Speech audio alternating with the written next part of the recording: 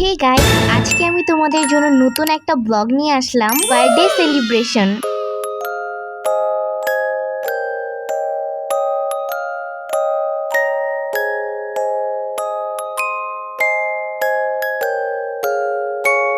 তো আজকে যেহেতু আমার বার্থডে, তো তাই আজকে আমি সকালবেলা খুব সুন্দর একটা মাইন্ড নিয়ে ঘুম থেকে উঠেছি। আজকের ওয়েদারটা কিন্তু খুব সুন্দর ছিল। তো দেখো, ঘুম থেকে উঠে দেখি আমার বোন আমার জন্য এই কেকটা বানিয়েছে, চকলেটটা আমাকে গিফট করেছে। আমার বার্থডেতে আম্মু পায়েস রান্না করে দিবে, বাবা দুধ নিয়ে আসছে, আর এটা এত ঠান্ডা আমার হাত থেকে পড়ে গেছে। তারপরে ছিল পোলার চাল এবং চিনি, এগুলো দিয়ে আম্মু পায়েসটা রান্না করবে। আম্মু তো চলে গেল তার মেয়ের জন্য পায়েস রান্না করতে, আমি এদিকে বসে বসে কুরকুরে চিপস খাচ্ছি। ভাই, বার্থডের দিন একটা সুবিধা, যা ইচ্ছা তাই করো, কেউ কিছু বলবে না। আমি মজা করে চিপস খাচ্ছিলাম আর আমার ফেভারিট সিরিজটা দেখছিলাম। এর মধ্যেই আম্মুর পায়েস রান্না করা শেষ, আর এই পায়েসটাকে এখন ঠান্ডা করার জন্য একটু নেড়ে দুইটা পাতিলে ঢেলে নিবে। আর পায়েসটা তো আমার আম্মুর অলওয়েজ অনেক বেশি ভালো হয়। পায়েসটা রান্না শেষ হতে না হতে আমি নিয়ে খেতে বসে পড়েছি। এরপরে দুপুরের খাবারের আয়োজনে ছিল চিংড়ি মাছ ভুনা, করলা ভাজি এবং গরুর মাংস, আর ছিল লেবু। তো আমি খেতে বসে পড়েছি, নিয়েছিলাম গরুর মাংস।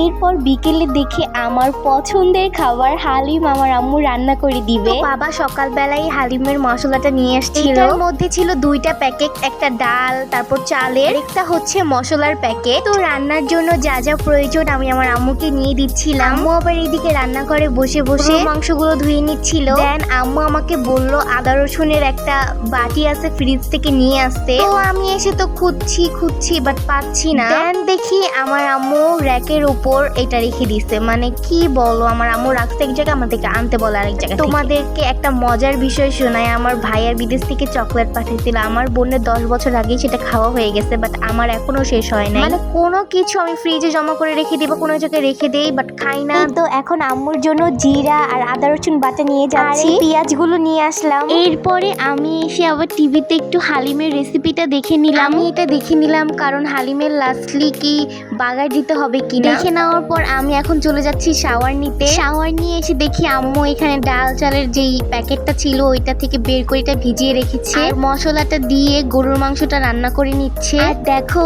আজকে আমি এই সুন্দর ড্রেসটা পরেছি। বিকেলের দিকে একটু হালকা রোদ ছিল, বাট ওয়েদারটা একটু ঠান্ডা ঠান্ডাই ছিল। এখন আমি একটু হালকা করে রেডি হয়ে নিব। আমি কিভাবে রেডি হই তোমরা দেখতে থাকো।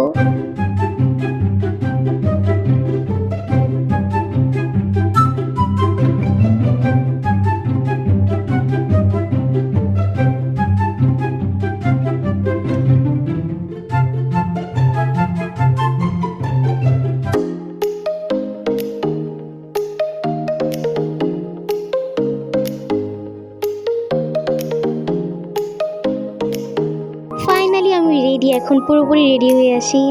না আমাকে কেমন লাগতেছে অবশ্যই কিন্তু তোমরা কমেন্ট করে জানিও। তো এইদিকে আম্মুর হালিম রান্নাও শেষের দিকে। হালিমের সাথে খাওয়ার জন্য এখানে ধনে পাতা লেবু কাটা আছে, এটার মধ্যে হচ্ছে হালিম সার্ভ করা হবে, আর এখানে পেঁয়াজ বেরেস্তা। এই তো হালিম রান্না করা শেষ, এখন এটার উপর দিয়ে ধনে পাতা দেন পেঁয়াজ বেরেস্তা দিয়ে দিলাম। এই তো আমরা খেতে বসে পড়েছি। প্রথমেই আমি হালিমের ভিতরে একটু লেবু দিয়ে দিলাম। আমার কাছে তো হালিমটা অনেক বেশি মজা লেগেছে। সন্ধ্যার সময় আমাদের বাসায় ফুপুদের সবার দাওয়াত ছিল। আম্মু এদিকে হচ্ছে সবার জন্য রান্না বান্না করতে, ডিম ভুনা করবে, পোলাও রান্না করবে, এন্ড এখানে অলরেডি গরুর মাংস রান্না করা ডান। আমি ফুপুকে বলেছিলাম আমার জন্য বিরিয়ানি রান্না করে আনতে। দেখো ফুপু আমার জন্য এক পাতিল বিরিয়ানি রান্না করে এনেছে। আমি এই তো বিরিয়ানি নিয়ে আর একটু সালাদ কেটে নিয়েছি, তারপর খেতে বসে পড়লাম। রাত্রেই ছিল মেন সারপ্রাইজ, বাবা মার জন্য পছন্দের গ্রিল নিয়ে এসেছে। এখানে আছে রুটি এন্ড অনেকগুলো সস। আমরা সকালে নাস্তা থেকে শুরু করে গ্রিল, বেশিরভাগ যেটা খেতে ইচ্ছা করে আমরা এখান থেকে কিনে এনে খাই। এই তো প্রথমে সস ঢেলে নিলাম, তারপরে রুটি দিয়ে এন্ড গ্রিল দিয়ে মজা করে খেয়েছি।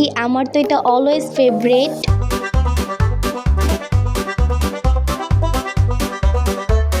তো আমার আজকের ব্লগটা ছিল এই পর্যন্তই। ভালো লাগলে of course do like comment share and subscribe my YouTube channel. দেখা হচ্ছে নতুন কোনো ভিডিওতে। সবাই ভালো থেকো, সুস্থ থেকো, আমার জন্য বেশি বেশি করে দোয়া করো। Tata, take care, have fun, খোদা হাফেজ।